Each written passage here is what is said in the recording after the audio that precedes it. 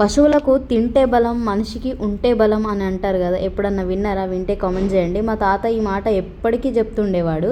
ఒక పశువు నిబ్బరంగా ఉండాలంటే దానికి తింటుంటే చాలు, కానీ మనిషి నిలబడాలంటే ఖచ్చితంగా మనీ ఉండాలని. నిజమే కదా, మా తాత చెప్పింది నాకు ఇప్పుడు గుర్తుకొచ్చింది. ఈ సమాజంలో బలం అంటే శరీరం కాదు, బ్యాంక్ బ్యాలెన్స్ ఉన్నోడే బలమైనోడు.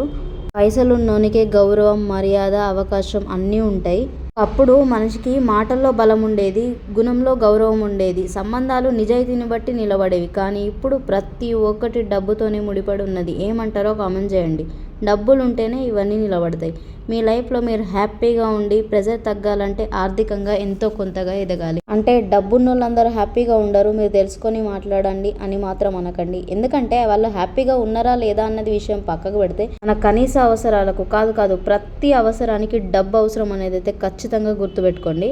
అందుకే డబ్బు గురించి, డబ్బు విలువ తెలుసుకొని సంపాదించండి. సంపాదించిన డబ్బుని ఆలోచించి ఖర్చు పెట్టండి. అంటే తినక తాగక పోగు చేయమని కాదు నా అభిప్రాయం. సో కొంచెం వచ్చిన దాంట్లో కొంచెం ఖర్చు చేసుకొని కొంచెమన్నా దాచిపెట్టుకోవాలి. డబ్బు ఉంటేనే మనిషికి వాల్యూ ఉంటుంది, లేకపోతే అస్సలు వాల్యూ ఉండదు. మీ అభిప్రాయం ఏంటిదో కామెంట్ సెక్షన్లో కామెంట్ చేయండి.